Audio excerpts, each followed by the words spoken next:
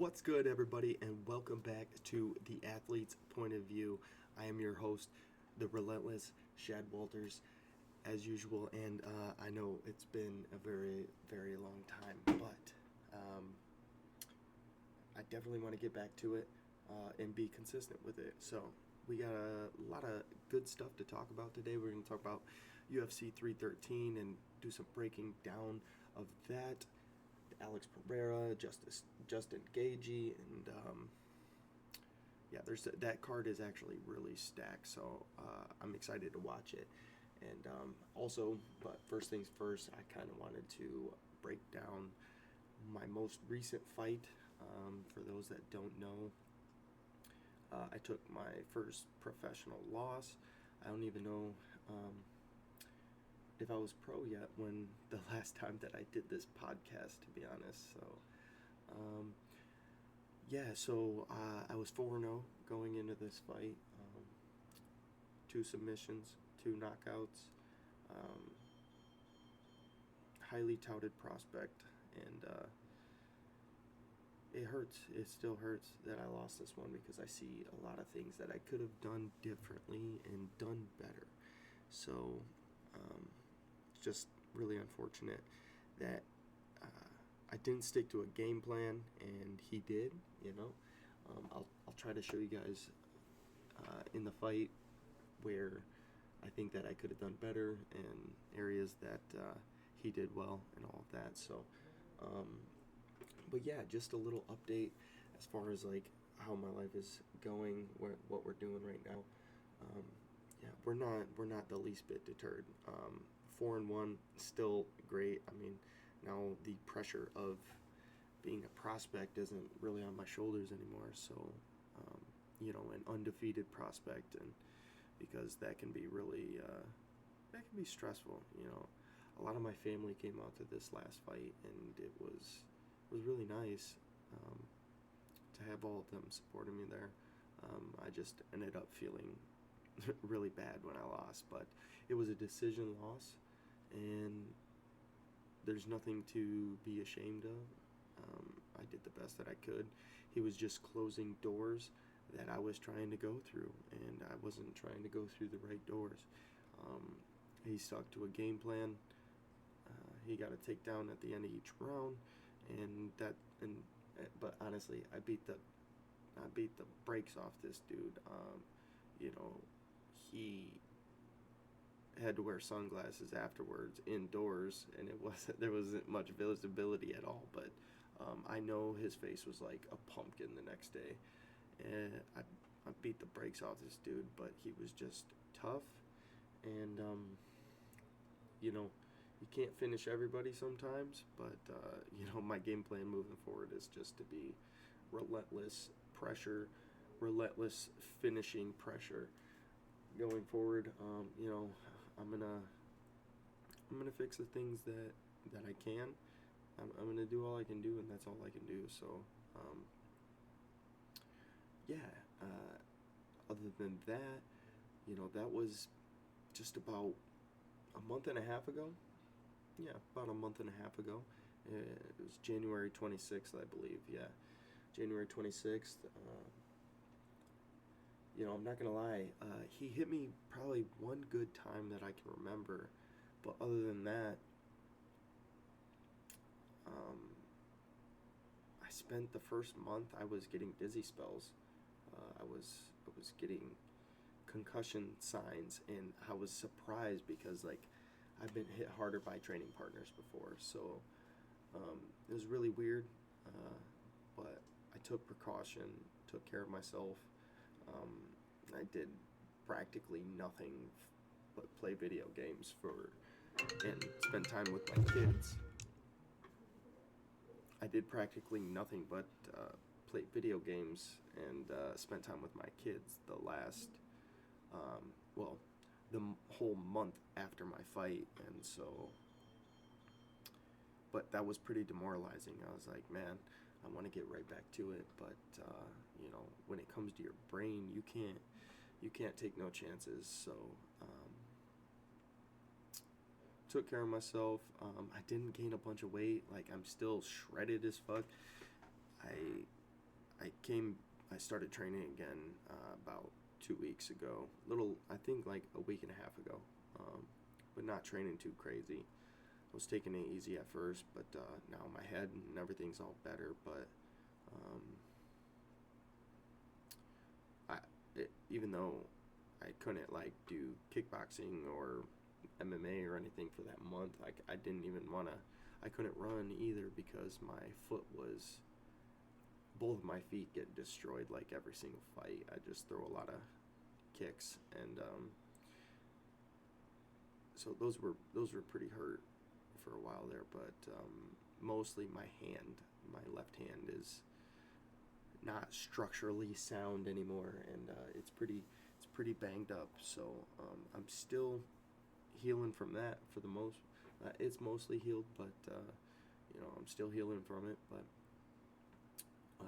we're just taking precaution, and we're gonna start ramping things up here soon because things are starting this week. It's gonna start getting ramped up.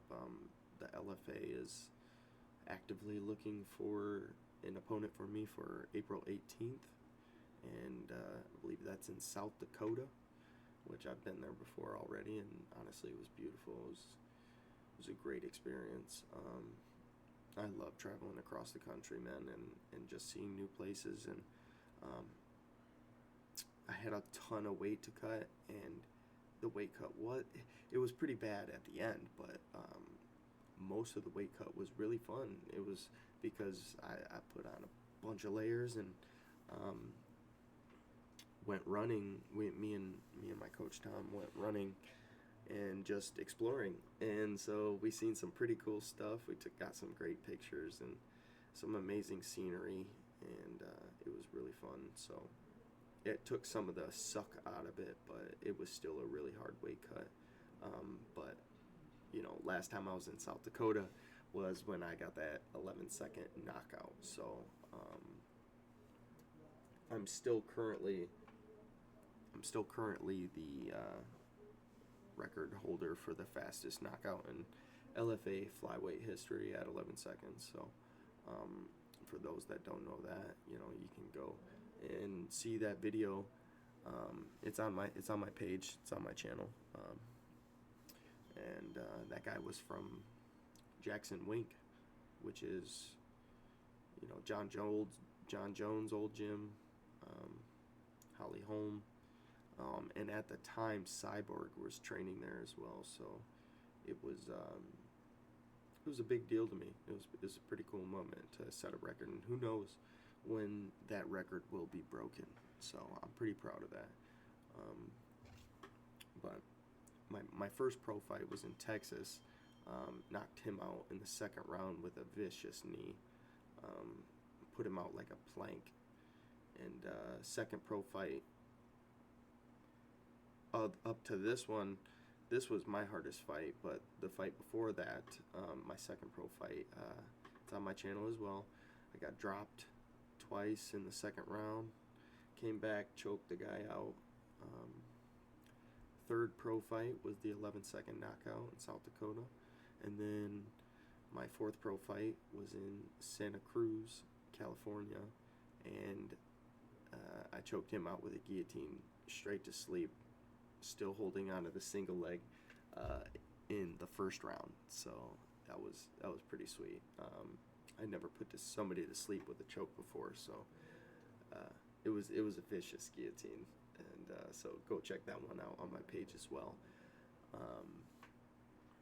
So yeah, and now we just had this one a month and a half ago, and I just wanted to break it down, and let you know what I'm working on as we go into the next fight, the next camp, because like I said, that's only a month and a half away. It's been a month and a half. Every 3 months is 3-4 months is about the time that I like to fight. I like to stay pretty active. So,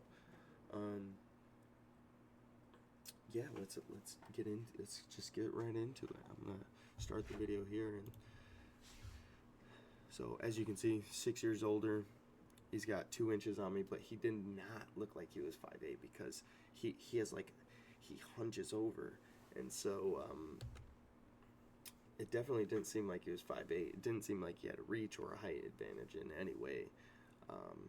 So here I am, 4-0, 2 KOs, 2 submissions, fighting out of Rockford, Illinois. And, you know, this guy was from Rufus Sport, a very renowned gym. They have world champions. They've produced world champions. And so, yeah, but here, the craziest part of the whole video is I come out with a flying knee starting right out the bat. And it surprised everybody. It surprised him as well, but he ended up side-kicking me in the nuts when I was in the air. And so I jumped onto here. I was too high. He got a body lock run, and I'm reaching around his shoulder, and I should have just let that up before and tried to get to my feet. But here I try to get to my feet. I've got the underhook, and he just lands some really short blows. It's nothing much, really. Here we I muscled him out of that one. This is the best punch. That was the best punch of the fight, and I should have went after him right there. Try a little side kick. Me and him both did a lot of the same things. It was pretty crazy. I've never fought somebody who had such a similar style to me, and so it. And he's also, like, the whole fight he was doing this Dricus Duplessis like blitz, you know. And so it was in here I threw him over, but he stopped me from getting on top of him. And so I went for the single leg, gave it up. I should have went for an elbow right here, but he's the one. But then I felt a knee. Like, these were 2 vicious knees here coming up. Boom, that hurt, and that really hurt. I know it did. And then you can see him getting ready to throw the elbow. Boom, I don't even know if that. I didn't feel anything. My face was fine after this, you know. Inside low kick, which those hurt me every time I threw them. But that calf kick, I should have threw more outside calf kicks, like I just did there. He's just throwing a lot of sideways motion type kicks. So.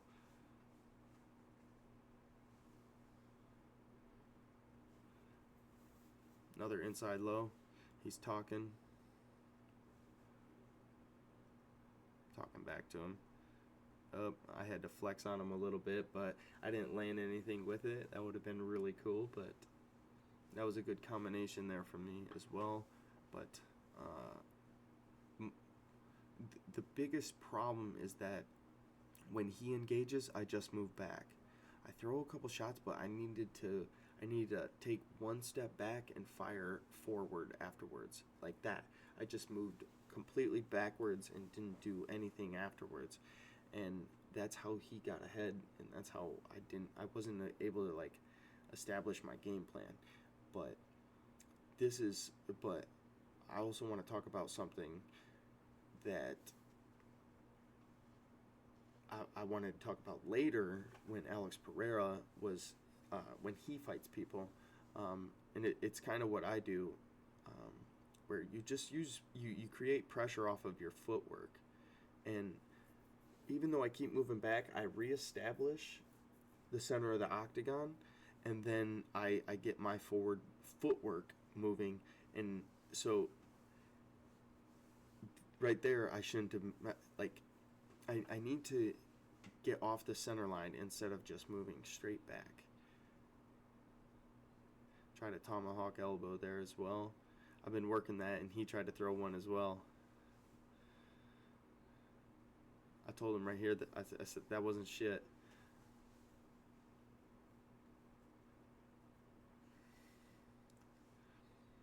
They say they're talking in the. Defensive hand I should have had the volume on, but boom, that was a beautiful counter there. Yeah, that was a beautiful timing. But this is still the first round, and it's been action-packed, and then here he had a really good. He threw me back, and the mistake I made there is if we go back here, see I wrapped his leg there, grabbed his leg on the way down, and I should have had that out so that I could have based underneath of it instead of wrapping it around him. And then here, I almost got out and got his back, but again, he kept that body lock. That body lock stopped me a couple of times in this fight. Some fights are bangers and some are just ninja capitalize action. on This is positions. straight ninja action right now. So right here, he's got corner yelling side, up and he's got half mount, but you know, he's not doing anything. Like even these little shots weren't, they were nothing. The top position for Strobler Jr. You know, you can take these all day, but you can see that I'm pin trying down to the get right out with arm of his an underhook opponent with the shin. at first. Letting his Now I hands don't go. have an 10 underhook. seconds left. Let's see if he postures But up here to I'm try going to to go really for sell a this flip, round. a reversal, and I go for the single leg, let it go. And everybody said, oh, about that spinning back elbow, but it didn't even land. Wow. Another chased his very ass off. entertaining opening round here at LFA 200. So Strobler Jr. and then we're in. here's the flying knee. Walters with the flying knee, side kick by Strobler Jr. and then we're in a scramble. Man, these guys were doing some And dynamic here's where he kicked acrobatic me in the stuff. groin. But they were like And cats. I came down in landing on their such a feet every crazy time. way. No one But could this is really the get the best takedown. punch of the Beautiful round. straight left by Best punch of the Walters. fight was that Strobler straight in the left, and I should have hit him with gets it the a stiff lot arm, more. disengages. Great highlights. Both guys really trying to get information and figure each other out. I can't figure these guys out. Let's see if they can figure each other. In the gym, sparring sessions, I should say. Absolutely. I feel like they're gonna have a. Collins and Kelton Sneevy might join them.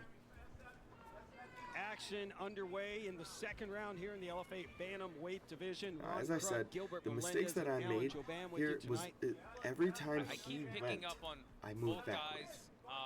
taking the And I other should have one's moved to technique. the side Strobel came out with instead. a lot of side kicks. I You should have see moved Walters off the do that center now, line and instead. Same thing. Walters See, he could kicking not out his- land on all my four of face his for opponents, nothing. 2 knockouts and 2 submissions. He was using that blitz, Strobel but Jr. if has I a didn't nice move blitz, straight back, right? He's he getting a landed nice some blitz, uppercuts closing there, that though. distance, 2 uppercuts. starting to But get information, I didn't feel finding any the of it. target as he pushes forward. The body kicks, Definitely has to be I didn't careful feel because anything. Walters There was fights well one punch that I backwards felt. and is landing some bombs of his But other own. than that, like I don't know when it happened in the first round or the 9 second days round, but after his 30th birthday, I Shad had Walters a massive cut looking to stay right here undefeated. inside of my mouth where Remember him, he it, earned an it almost 11-second went knockout. through. That was It back almost at went LFA through my lip. It 182. was so deep. Nice high kick from But I Strobel blocked Jr. almost everything that he threw. But I don't know if one of those Yeah, that long uppercut again by High Walters. one of volume and those versatile, elbows very good is what attack. cut me Like 10 or strikes there, 3 concussed me. different combos. I don't know because Yeah, I that's did how hit you harder win rounds. before Strobel and definitely finding never some got a momentum right concussion. here early in this Any second round. symptoms, anything Just like kind of that outpacing him at the before. moment. And it's not a high pace, So, but it's just applying technique. As I watch it, When I Walters still starts to just press try to forward, he figure out applies where technique he again and keeps exactly. backing him up. The only thing I can think of is if I was on the ground. That's a nice one too. If I was on the ground and he hit me with an Adams in elbow, the corner, Shad Walters. Walters training at and Northern then Illinois my head hit Combat the Club, canvas, the back of my head. Rockford, Illinois. But as you can see in these Walters exchanges, held man, his like ground on that blitz from he isn't. Strobler, making He's not adjustments of actually his own, hitting me in my face though. making Strobel I'm Jr. walk blocking into almost some everything. punches. Oh, and he thought he was like slick or something, but Nice shot blitzing to he his knew coach he there, was going getting to the pieced body. up. That's why he had to take me down. But the way that I Kick moved to the was body just from moving Strobel straight Jr. backwards. I wanted to do a flying knee there, Walters but really wants to get airborne. I've as seen you a can see, number I'm of times, in including his the beginning of face the with fight, where just my if footwork. Strobel takes a couple My steps footwork back is towards what the fence, dictated Shad Walters the digs his feet into the mat. He wants to run. He wants to get airborne. dictated the position of the fight, but That's the youthfulness of these when guys, I moved right? straight Absolutely. backwards, When I was it young, I was allowed flying for off of the him fence. to get Later in my career, I was grounded at all times. takedowns Right, let's just stay on and offense take the whole advantage time. of Don't have certain to worry about positions. defense. But I You know Strobel coming Jr. up, has that like this Duplessis Superman blitz punch, going on, and I like it. that I think Superman it's punch is what great gets me in type of trouble.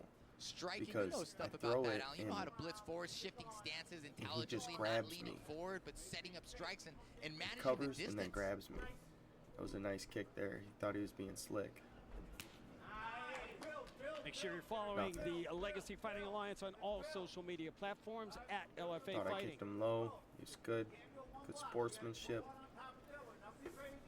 Second of 4 prelims here at LFA Banging 1 it. or 200. Like I said, I'm getting the better of Dangerous each of these exchanges in the pocket exchanges. right there by both men. I don't know why he's Agree trying more, to show off because like spinning back kick, and that landed.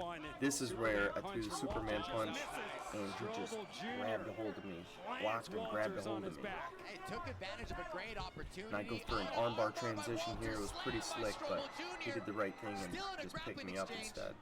And now I should have been building up right away here. Go ahead, Ron. I was a little tired. There was only a minute left in the round, so 4 minutes in, I was a little tired. But, yeah, I was just gonna say, at no great point takedown by do Strobel. I You remember have to like ever watch feeling the guard of Walters, though. He's, too you know, exhausted finished to do every one of his anything. fights. He was pretty just evenly, 2 shutting knockouts, down my 2 underhook submissions, every just good off time, his back. You can see and how twice, quickly he was you able know, to I pop up reversed that him armbar. with the We double see overs. John Jones against but, Stipe Miocic hit that beautiful takedown. when Where you his step elbow's behind coming with that down lead at leg you, and trip them on their it's a lead little leg, harder and to that's what Strobler think. And I did. should have got up Got a here, but beautiful I didn't. takedown. I didn't like. I couldn't get my hips underneath of me. Like I was in a weird spot because my legs were so high up. He's covering my mouth here, which is covering the what my mouth coach right now. teaches me. Walters is Strobel. Just hysteria, even but when you feel like you're that's the name stalled of out, the game. there's certain little things that you can do like that. Just applying pressure, I hit him with a covering the vicious breathing, disrupting backwards the breathing, elbow rather right doing there. anything he can to just find a little bit of a momentum change. And really just winning this round based He's on got this takedown. I've got my knee And this shield ground in. and pound. It was a very competitive round. But now Strobel Jr. Like I said, he's not doing takes over much with with the the takedown. positions, but he's got the And position. significant strikes And I honestly from think the that top I took. position. I feel like I took that round too. If you go by who actually landed, he did not land as much as me. Walters came in His body kicks, I mean, his body Strobel kicks did 2-0. nothing to me. If that's what they're Both trying men to looking to make count, a statement but here. Well, both men being creative out and neutralize the armbar. see Let's with take the a look. highlights. Oh, See, here's this a is Superman I missed the punch. We saw Superman, earlier. and Here's he the just clinch. grabs me And and it's trips a me different right type. on It's the an outside. trip. That's It was different than what John Jones nicely did to done, Miocic. very nicely done. But again, Transition to the Walters with the armbar. beautiful armbar transition, but look at the jerk and clean. Little rampage Slams me on my Jackson head, there. and his knee actually Slams came him down out on of my head. submission. Maybe Walters that's trying what to it attack was. the leg. Maybe Strobler that's what the neutralizes it. concussion was, dude. Hold to side mount. Because or my half head was guard already on the lands a good canvas, ground and and his pound. Wins the knee round, in my came down opinion. on it. Great insight, Gil. I love that. These two bantamweights come out, touch gloves. Oh, and Strobel Jr. Now from a here out, nasty you kick. know, Attacking that that was body. a good inside low These kick. guys are starting to time the leg attacks. There's so many kicks thrown Good in body, this fight that good they're body looking for the kick. kick to come and throwing that straight punch right down the middle. Trying to find my range.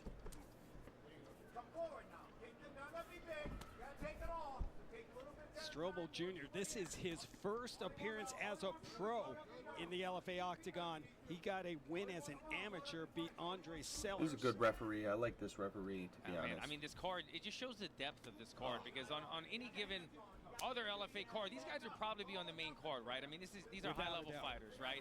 Being that These crazy LFA men were 200 both is so so shredded. stacked, We were you guys both are in such good treating shape for this one, everyone man. fortunate enough to tune I mean, into the I truly think I could have won with Just 4 or really 5 liking rounds. the discipline of Strobler Jr., his stance, his Like, I hands was were not- up, his movement, I was not just dead tired. maintaining his form I the just whole was time. not doing the right things. Look how well And he hit I that kick as spent well. too long trying to go back to certain things on the ground. Like, I kept trying the same things over and over, Corner and it telling was him to just, get in the it was pocket. just I'm sure silly. the fans won't mind that at all. I'm saying, hey, coach, I'm doing pretty Not good to on the mention, I outside. did the I'm same gonna keep thing, landing some moved kicks back in here till straight I have to. backwards over and over. That was very close. That was close too. He's lucky. Nice timing right there by Walters to try to time that left hand as Strobel entered in the fire. Good body shot from me. But the diversity of the attack, right? Both guys have had success through the body. And in he this fight. knows he's. Walters just I'm landed a trying to. great left to the body. I'm trying to hunt him down. So, Blitz by pink, Strobler pink. Walters Man, and see, dude, I catches him. turned him so. I got the underhook and I turned him so Grappling well. exchange here. But Takedown for I should Strobler have kept my feet Jr. underneath of me. I should have kept my Just feet under underneath. 3 minutes to go. I grabbed him and I turned Strobel's him, and found then I success tried in the to. I grappling, wrapped my right? leg around him Pretty even on to the try to feet, but he trip finished him his second over round that on way. top. But instead, I See should have how grabbed long that Keith and Walters on the got ground my so far in hips this third underneath round. of me, got my feet based Great outwards position to be in. instead I of prefer the wrapping half my guard. leg Great around place to his leg control an opponent, like land that some to ground try and to pound. throw him. I prefer that over side mount. And from even. here, it's I think just, for MMA, you a know, lot more control. A lot more control. The same thing over and over again. Trying for the underhook as I just did What do you right there. prefer, Alan? Trying for the underhook. I don't know, Ron. I don't really hit the ground that often. You know what I I'm mean? doing some dirty wrestling. He got blood his own blood all over me.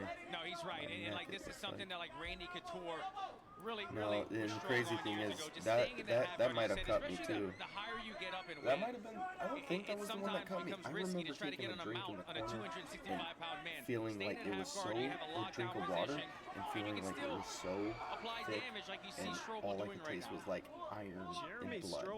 And so, only 24 years old, guys. I know it wasn't in the third round, but I had a cut here, here, I mean, I'm impressed with both these guys. The previous fight as well. I mean, I had three cuts, and both of those men fighting. right at about this point, he's talking to my coach right now, or my coach is talking to me.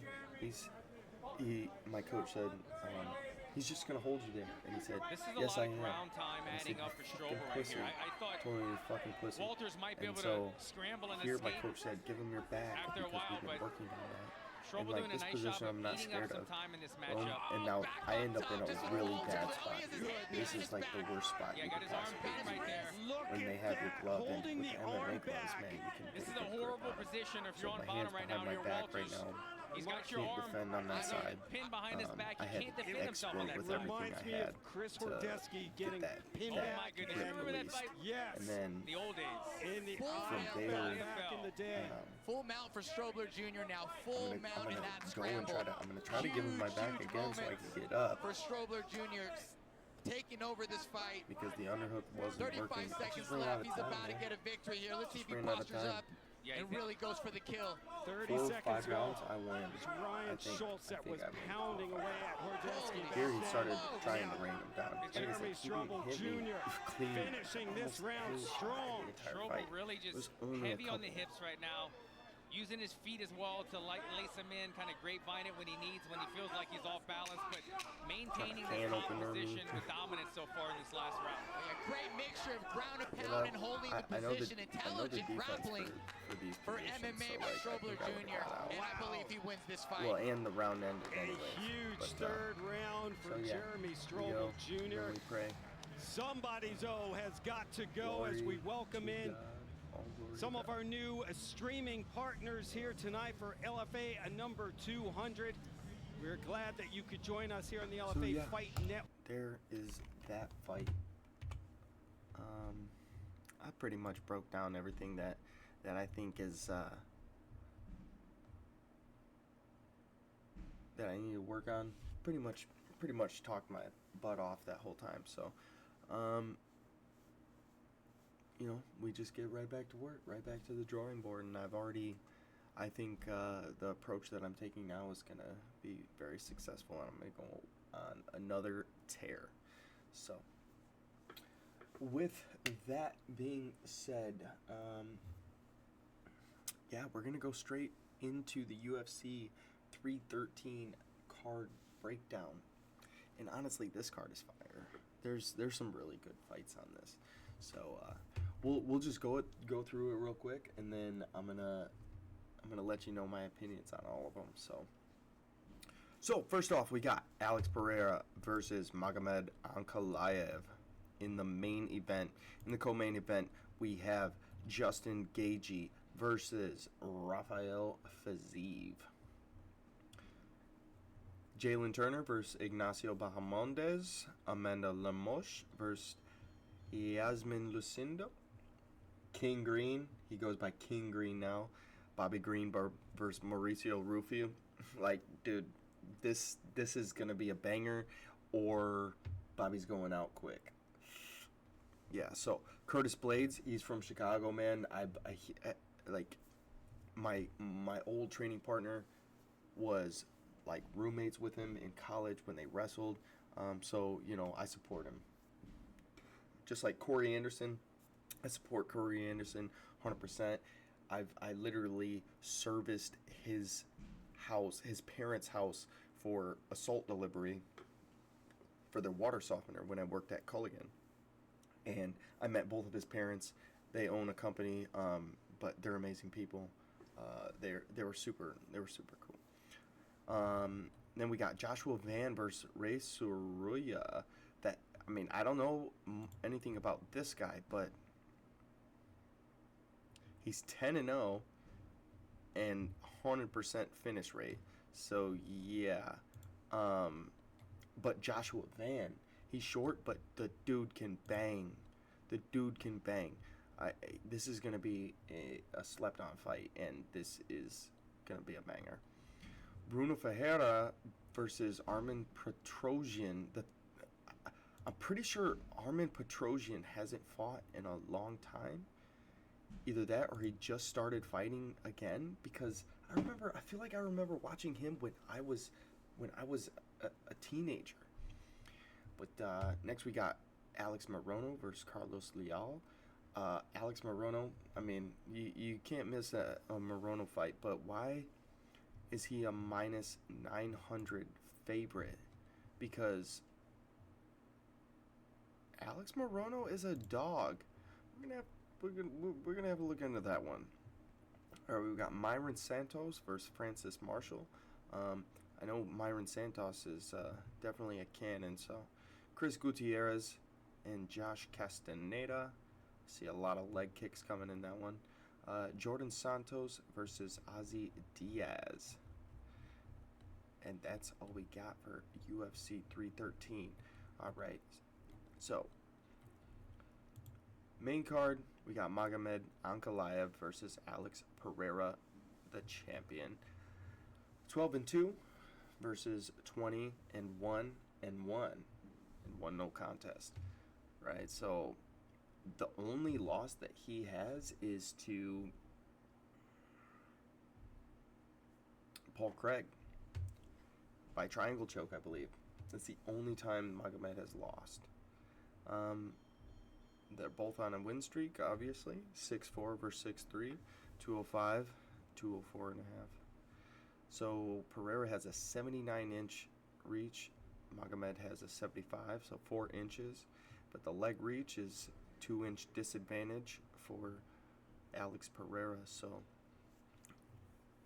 I can imagine there's going to be a lot of kicks thrown in this as well. All right, so as we go into UFC 313, I wanted to break down a couple of things about Alex Pereira and what I think he's going to do to beat Ankalaev, and what I think Ankalaev can do to beat Pereira.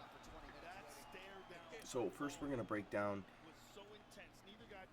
Khalil Roundtree versus Alex Pereira, and I wanted to show you guys a couple of things. We're going to play it at 2x speed and just skip right through here. So the fight starts off in Alex Pereira is really measured here. He's very patient. He's waiting. He's getting so many reads from Khalil, and he's not even really firing back because he doesn't really see the things yet. He's firing that calf kick a lot, though. And honestly, as many times as he threw it, I'm impressed with Khalil Rountree's just overall toughness, man. I mean, the guy is a warrior. I like him. Don't necessarily like all that he believes, but I definitely like him as a fighter. But Alex here, he's just really measured, really patient, and he's just getting reads. Khalil is like throwing a lot at him, but the whole first round, all that Pereira's really doing is moving in. He'll throw a jab, he'll throw a kick, but he's not committing to anything like crazy. He's not sitting down on much, and so that's just the name of the game for the first round, the whole first round, and it continues through the whole fight. But what I wanted to highlight was something I was talking about earlier, is that Alex Pereira is creating pressure just with his footwork right now.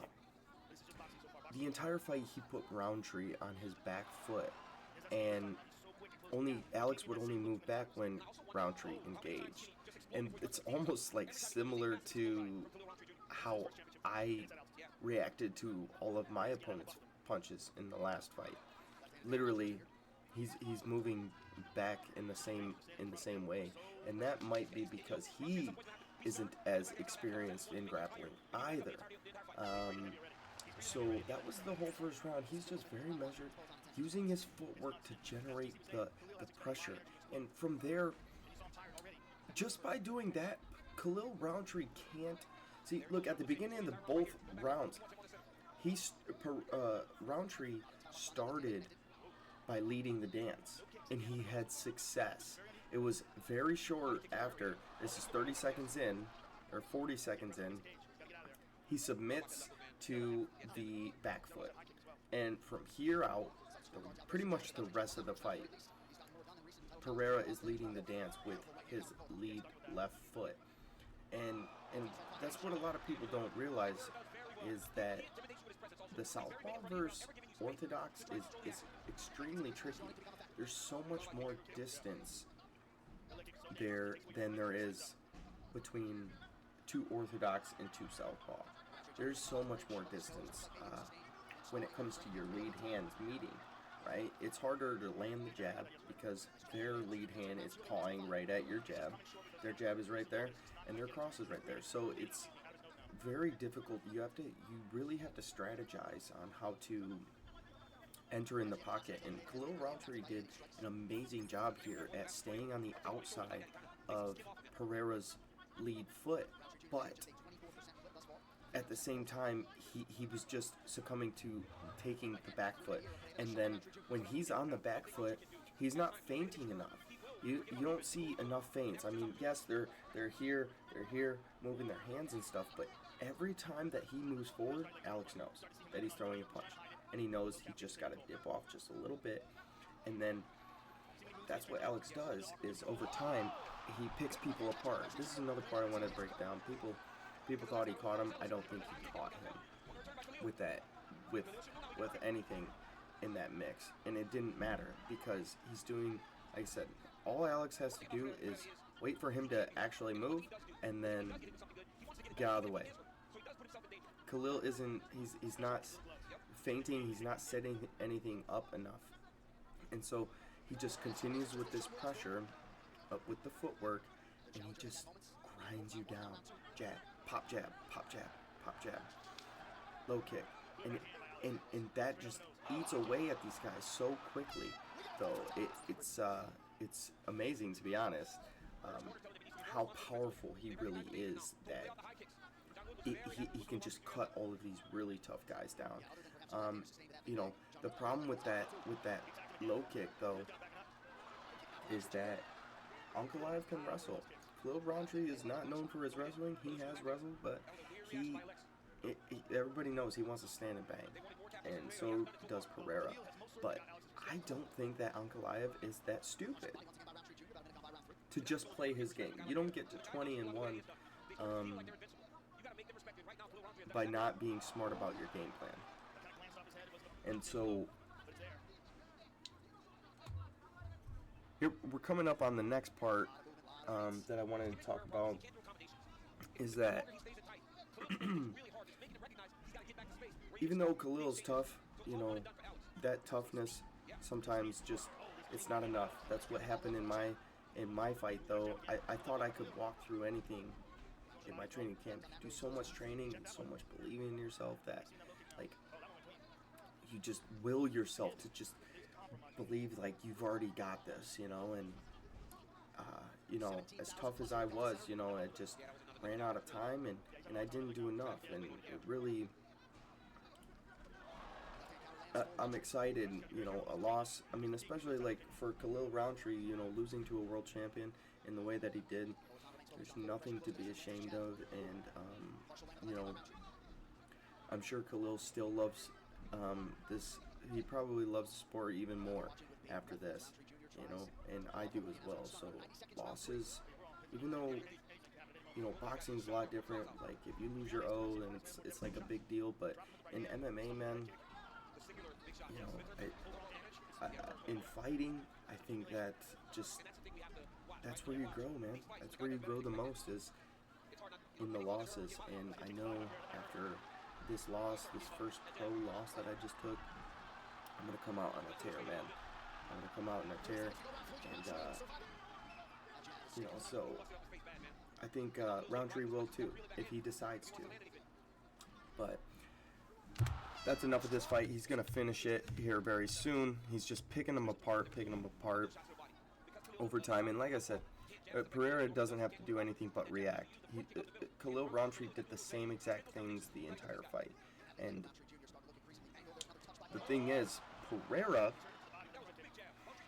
he's also done the same things, which is move straight back. Most of the time, he's moving straight back just like I did in my last fight. And the thing about that is, that's how a wrestler is going to get you. That's how they're going to get you.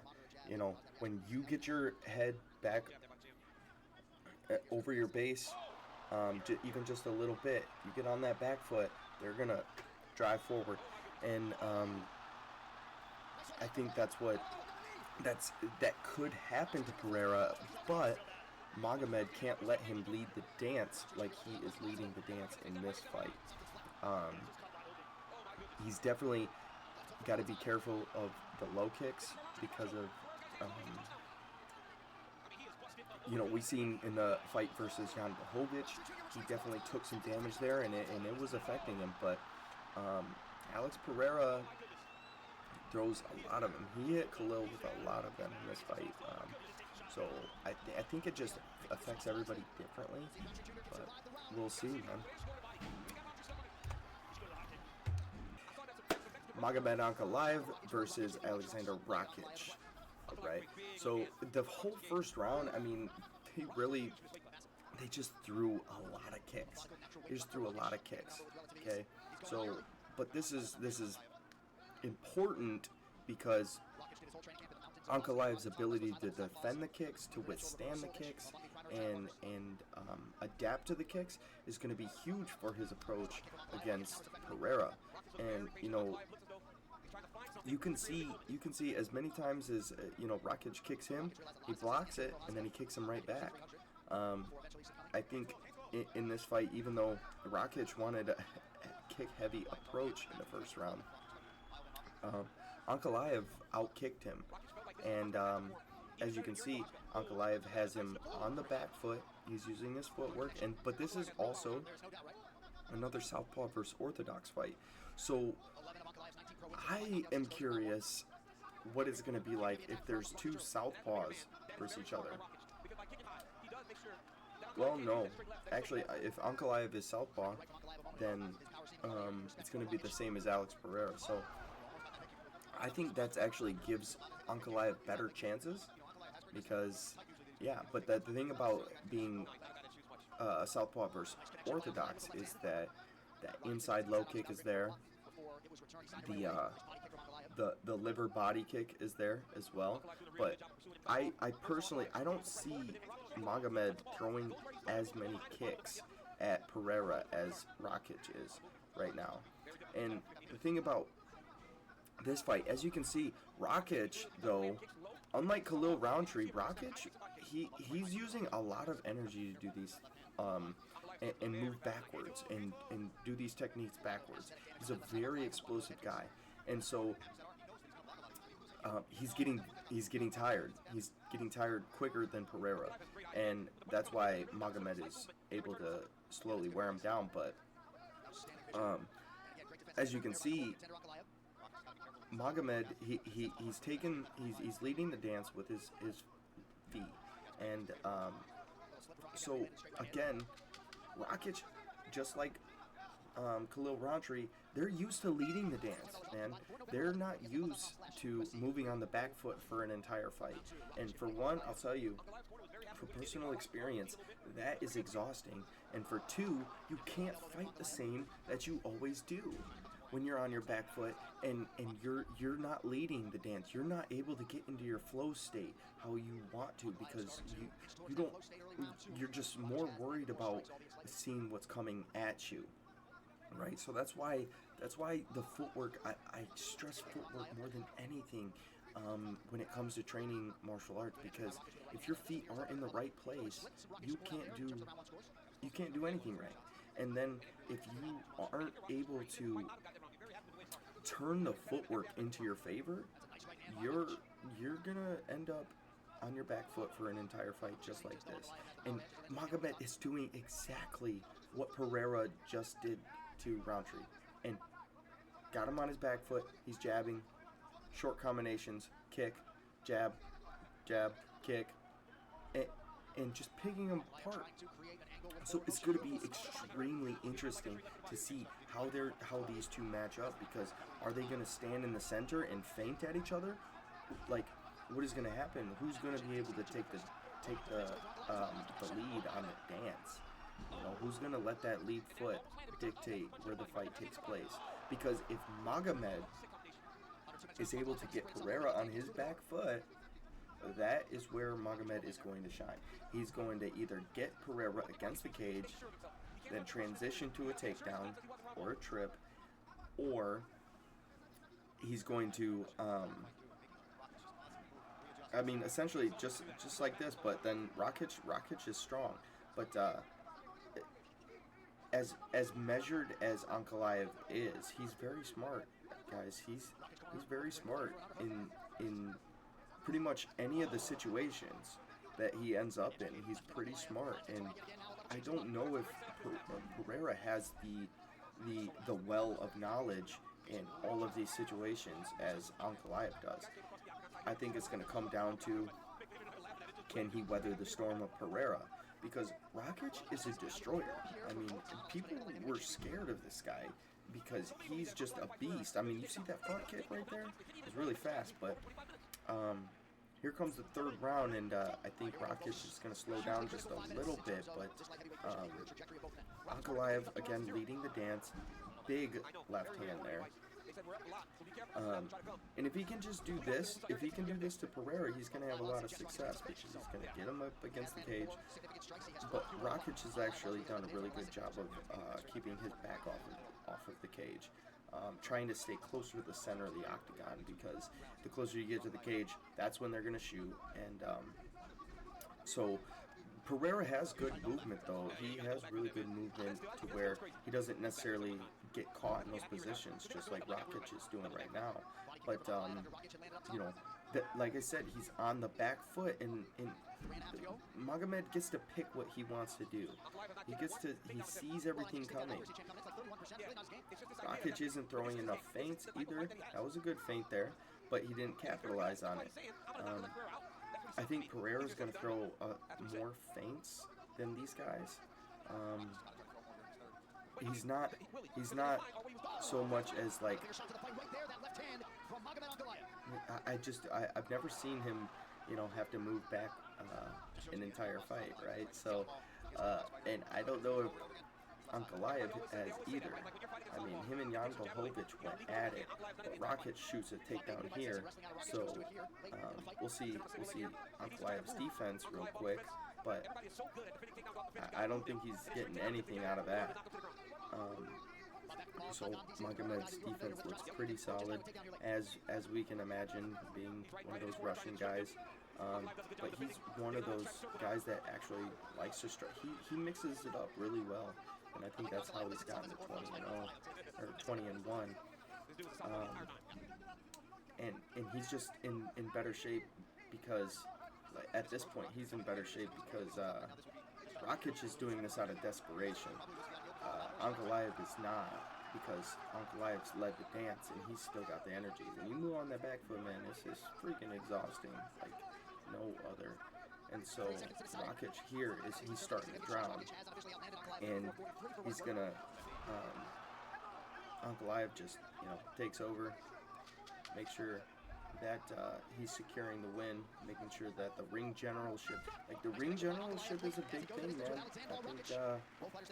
I think it should play more of a factor than just like takedowns and stuff like that. But you know, there's the judge. You never know what the judges are gonna think, and that's why I do not like going to decision. That's why this whole camp I'm just focused on straight up.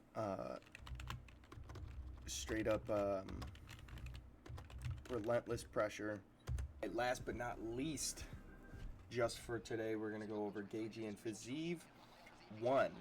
Alright, so Fiziev seemed to be the only person that was able to accept the fight on kind of shorter notice versus Gaethje. Respect to him, because Gaethje is no small task, but I think, you know, there's something in that wants to get that back, you know. So this was just a banger of a fight. I think this next one could be a fight of the year candidate. Gaethje is just, he's known for his performance bonuses, and Fiziev, he's a vicious finisher as well. And so I think this is going to be a really good one, guys. Don't sleep on this. Just, I think Gaethje has a little bit more dog in him. Even though Fiziev, I've heard, allegations, this, nothing, I think it was Bobby Green, honestly, which you can't really trust everything that Bobby Green says. But there's been other people and stuff that have talked about Fiziev's camp that has accusations of steroids and stuff. But, if that's the case, it just goes to show you that steroids can't make up for skills, and especially not for that dog that you got to have in order to compete in this sport. I think it's just, it's like nothing else, man. You got to dig deeper than any sport, and if you ain't got that dog, you can't dig. You better quit now, save yourself, because Justin Gaethje is just a warrior, and he will, obviously with the BMF fight, he will fight till the end, but there is talks, he's saying that if he gets knocked out in this next fight versus Fiziev, he's going to retire immediately, and I think that's probably a good idea. All due respect to the guy, he's a legend in my eyes. So, too many of these guys go out there and destroy their brain fighting longer than they should. But so that was a competitive first round there. Gaethje kind of spent a lot of time working on reading Fiziev, because in the second round, you can see he starts to counter a lot more. In the first round, he was just moving, weaving, and kind of seeing the things coming, just like Pereira. That's what the good fighters do, man. They use that first round to kind of feel it out, and which it can be good and it can be bad, because if you got two really hard second and third rounds, then you might lose on the scorecards. But you'll see Justin Gaethje in this one starts to pick up on countering Fiziev, because Fiziev's throwing a lot of the same combinations. Okay, it wasn't, yeah. But they're right back to it. It wasn't necessarily a terrible eye poke, but it looks like he might have scratched him and cut him.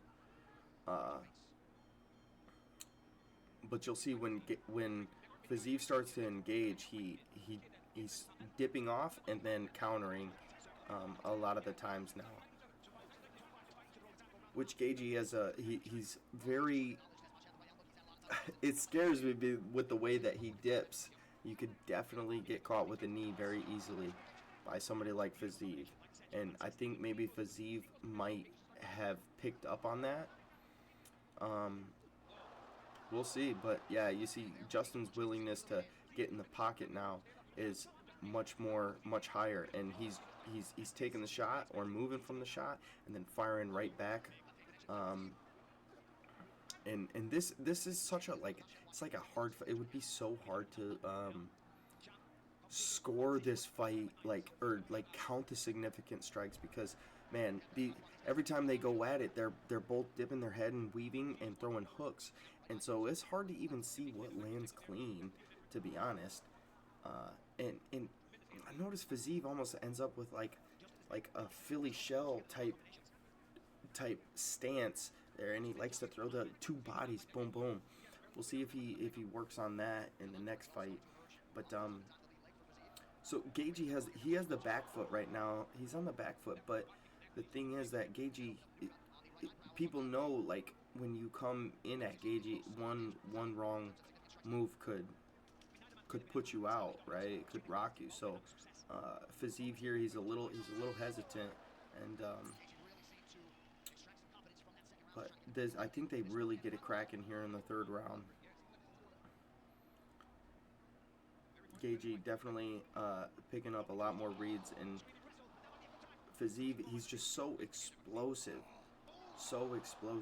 that, like, I think that it's almost to his detriment in a way, because he moves so fast. He can't even fire back properly. He's just like kind of winging his punches just a little bit too much. I mean, yes, they're good combinations, but he's just winging them a little bit too much, and he's not getting onto the target how he could be, you know, if he was just a little bit more controlled in his striking.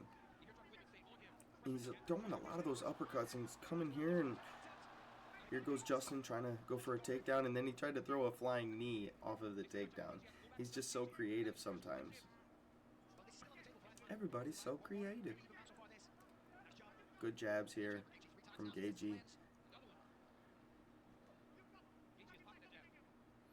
You know, when Gaethje wants to be measured and controlled, he's actually really good that way. And I think he should fight like that more often. And I hope he does in this one. Like, those jabs, he should have been pumping them jabs like that the whole fight. But I didn't really see it come out till this third round. At least not the way he's throwing it. But like here, he's staying on the outside because Fiziev isn't, like, Fiziev is kind of leading the dance, but he's not firing, and so as much. So when Justin's on the back foot and he fires and fires, and then he moves, but then he fires again right away, it doesn't give Fiziev a chance to actually even think about what he's gonna do next. He's just moving, and then he's firing back again. But I like to do that as well. For some people, you have to. Certain styles, you have to just kind of go for a combination, move, go back for the combination. Because if you give them any time to stay on the outside or plot their next move, it could be very bad. And, you know, I think this was a really close fight. It just, like I said, Fiziev just kind of whiffing his punches just a little bit too much, you know. So I think he's going to come in with a different approach this time, though. I think he's going to have more jabs, and I think Gaethje is probably going to utilize that jab a little bit more too, because he had a lot of success there in the third round. Man, those are some vicious shots. Oof. Gaethje loves that uppercut there. I think that's the one he hit Tony with. Or did Tony get hit with one like that? I mean, did he get hit with one like that from Tony? Because that was I love that dipping off to the side and then throwing it right up the middle, man. It's so nasty. So clean. Speaking of which, Michael Chandler, he'll be fighting here soon versus Paddy Pimblett. You guys got to let me know what you think about that one. That's going to be a good one. I think Chandler dogs him. So, let's go back to this here. Let's see the odds. The odds are pretty much even. Practically even for Pereira versus Ankalaev. The odds for Gaethje and Fiziev, it looks like Gaethje is the underdog.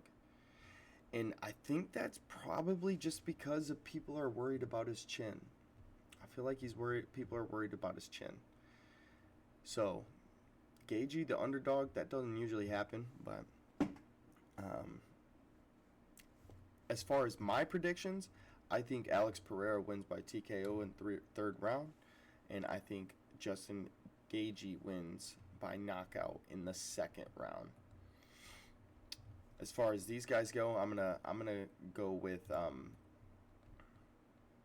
I don't know all of them that well, so I'm gonna go with Ignacio on this one.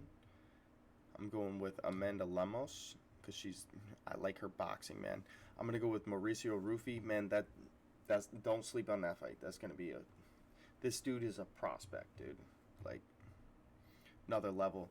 I got Curtis Blades on this one, Joshua Van on this one, Bruno Ferreira on this one. Alex Morono is plus 600 underdog. which is crazy. I don't know what this Leal guy does, but I'm going with Alex Morono. I might even bet on that one. Shoot, those odds are insane.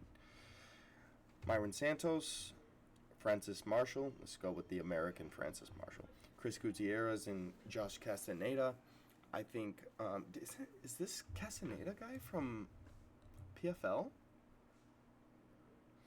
I'm going with Chris Gutierrez, just because he's a vet. He's coming down from featherweight. And then Jordan Santos and Ozzy Diaz. Let's see what their records are. 1-0, always coming off the Contender Series, versus Ozzy Diaz. Wow. Okay. I'm gonna go with Ozzy Diaz on this one. I'm gonna go with the vet. So that is all that I have for you guys today. Thank you so much for watching the Athlete's Point of View. I'm super excited to keep this going, and got some more breakdowns for you guys coming, some more news, and I'll keep you updated on my own fight stuff, and make sure that you go to my channel and check out the rest of my content. Check out my previous fights, my highlights, and just the other random content that I make. And I'm also streaming almost every single day on YouTube and Twitch. On Twitch, I'm at Southpaw with 2 U's and 2 A's. So please go over to Twitch and check me out when I'm gaming, because if I'm not training or with my kids, then I'm gaming. So thank you so much for watching. Please like, subscribe, comment, let me know what you guys think about this card coming up, and let me know your predictions, and I'll see you guys next time. Peace.